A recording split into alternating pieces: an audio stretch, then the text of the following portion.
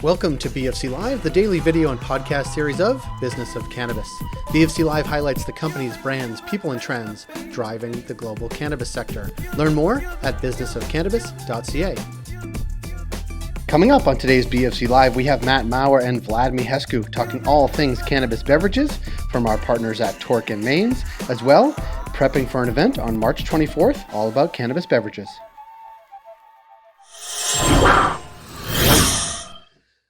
Vlad and Matt, thanks for being here. Thanks, Jay. Thanks for having us. Well, I'm excited to have you because I like cannabis beverages. Let me just get on the record and say that. And I know there are people in the industry that think it's never going to be a big thing, but it actually coincides well with what you guys just wrote for us called Cannabis Beverages, Still the Next Big Thing or Not So Much. I want to go to Vlad first. When you think about sort of beverages in the sector, what are we could talk about the market opportunity, but what is sort of holding it back in your perspective in terms of sort of reaching its full potential or having the opportunity to? Yeah, so I think it's really two things. The first being the capital intensive nature of it, right? So, it's one thing to be growing cannabis generally, and it's another to be processing it into these different formats. So bottling and specifically the knowledge that it takes to make the formulations, there's a lot of capital, both from a financial perspective and from an expertise perspective. So not only that, but I think also in general, the overall industry faces challenges with advertising and promotion. As we all know, it's very restrictive, and that makes it particularly challenging to let the population know that there's this alternative out there, another drink that can be, for recreational purposes, medicinal purposes, but it's really a format that I think can please a lot of people. Unfortunately, not too many know that it's out there and exists now, because it's not a format that we had in the illicit market before. Yeah, those are good points. And Matt, I want to go to you because we've talked before sort of about retail, right? And what cannabis retailers are faced with. And it's been basically as soon as beverages hit the shelves became inaccessible for much of the country because of COVID, right? And so we haven't had like a steady state of like cannabis beverages on shelves or in coolers in stores and people in stores at full run yet. And I want to ask you sort of, is that what you is the opportunity to buy these just hasn't been there, not only because of the marketing and the challenges in getting to market, but actually because it is really something people will likely buy in store versus online the first time, and actually giving them the opportunity to do that has not been available. Is that the way you're seeing it and sort of talking to clients about it, whether they be retail folks or beverage companies? It's certainly part of it. To Vlad's point, I had someone not in the industry, just someone I know, and I just mentioned something about beverages in passing. They said, you can get cannabis beverages, like completely oblivious to the fact that these things even existed. And, we can hypothesize, and we'll talk in the very near future about where these beverages fit in the market and where they're going to be sold and where they're going to get the most traction. But if you look at sort of the most logical places, whether it's someone in a store seeing them there and knowing that they're there and making that purchase, but then in all these other places whether it's the pandemic or the regulations that don't allow it, so you can't pick it up in a bar, you can't go into a bar, a restaurant, at a hotel, at a concert, all these sporting event, you name it. And then you've got the added notion that if you're looking to buy them for entertaining, if you're going to have a gathering, I don't use the word party in a pandemic, when you're counting your 5s or 10s or 20s or 50s or whatever it is where you live, and depending on the week, you can't really go and stock up in a meaningful way to have an adequate supply for 10 or 15 people, because the regulations just impede that at the moment. So when you look at all these things together, it's certainly one of the reasons I think that it's taking a little bit longer to get off the ground, because there's not the most logical situations in which people would pick these up and it would gain traction just aren't available for a number of different reasons at the moment. Yeah, it's like at some point, will all the stars align about how people purchase, the regulatory components, sort of normalization of shopping, I guess. I mean, all those things sort of coming online. But and we've also talked with you and the team sort of about like what does co-packing mean, like because it is expensive, as Vlad was talking about, to get up and running. And we're going to be talking about a lot of these things on March 24th, an event we are doing together, all about cannabis beverages, and we got. We're going to talk about it from a regulatory framework. We're going to talk about it from a business perspective.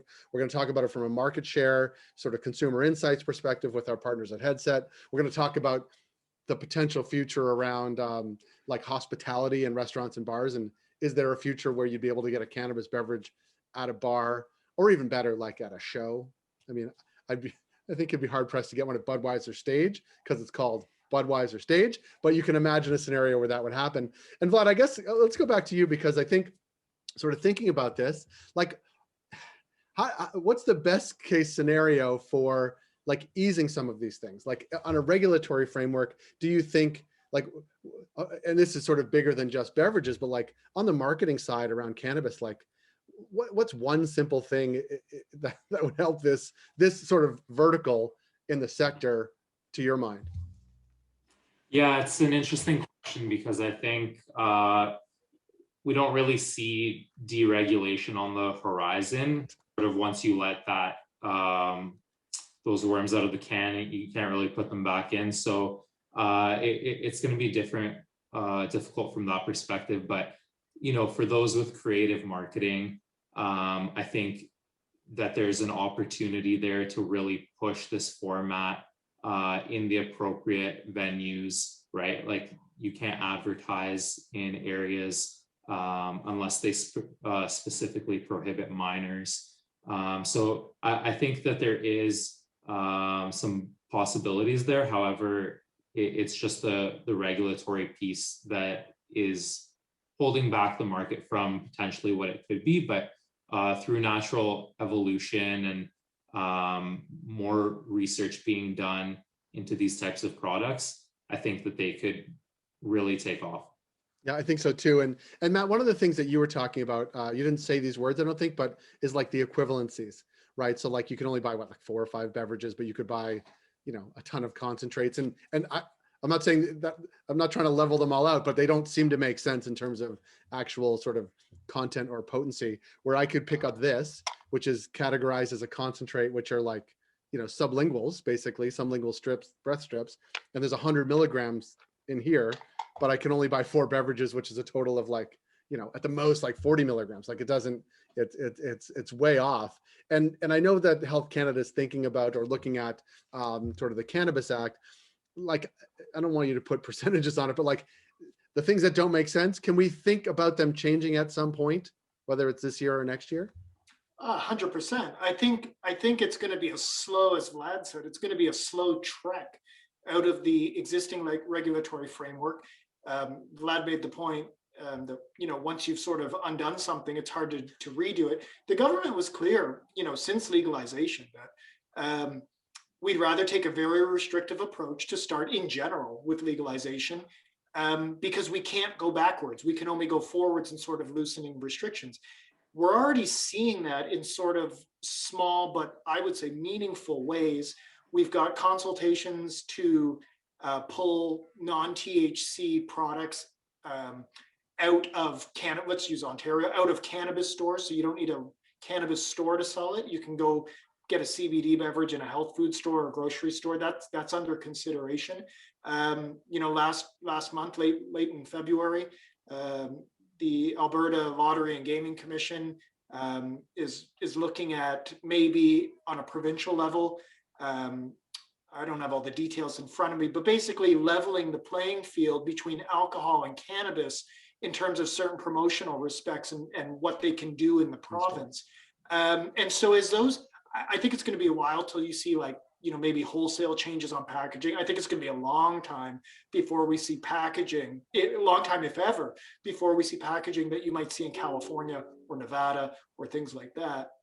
But we are seeing incremental changes. there's many people in the hospitality industry that want these products available to their guests, whether you're a hotel or you're a venue or you're, whatever the case might be. So it's going to take time. It's going to take a while, but I do think that we're already seeing slow, gradual, incremental changes. And, if that's the best we can do for now, that's the best we can do for now. Yeah. Just a quick anecdote, and then we'll push people towards the event on March 24th. I was out for a walk in my neighborhood. There's a tiny brewery on the corner, and they had these pallets upon pallets upon pallets of beer, freshly canned, I think chilling outside before they put them in the cooler in their little bottle store. But imagine a cannabis company putting cannabis beverages on the street to chill, just there. Right. I was like, oh my God, if Health Canada was here and that was cannabis, there would be people arrested and the whole industry would be shut down for months. I think that's the problem, like you're 100% right. Like I think a lot of it still on many levels boils down to the stigma and the fact that, as a society, we're only, probably most of the people watching this are completely comfortable with cannabis beverages, but as a society, most of them are probably drinking them as we speak. Hopefully not on a Monday morning, but, to each their own.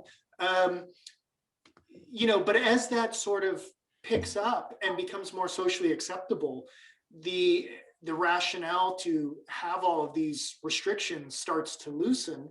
And when our policymakers are also more comfortable, they're members of society too. And we have another election perhaps, and you've got different people in, and now they have different ideas because they've got different backgrounds. As time goes on, I think we're going to see that change. I wonder how alcohol was. I'm sure we could read up on this, and it's on the internet. I wonder what the attitudes were after Prohibition ended. I'm sure they were mixed, but it wouldn't surprise me if it was also, very marginalized and stigmatized for, an extended period of time.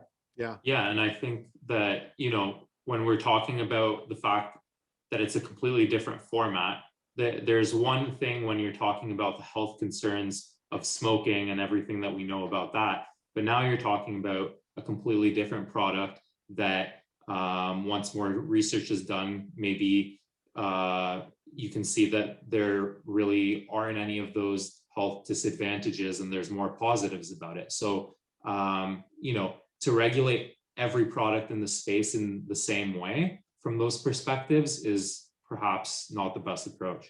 Yeah. I was actually just thinking about how this might roll. Can you imagine if there were cannabis beverages in like the LCBO? So the LCBO can try to claw back the people that are going cannabis shopping at the cannabis store. Like you could imagine all kinds of people being at each other's throats around policy, and that would be interesting conversations to have at some point. And some of them, watch this, may come around on March 24th if people sign up and they can attend with us. Vlad and Matt, thank you. And I want to direct people to the piece that you guys wrote on our website, Cannabis Beverages, Still the Next Big Thing or Not So Much. That's on businessofcannabis.ca as well. While you're there, businessofcannabis.ca/events, and you could sign up for the event on March 24th. Matt, Vlad, thank you for being here. Thank you, Jay. Thanks so much, Jay.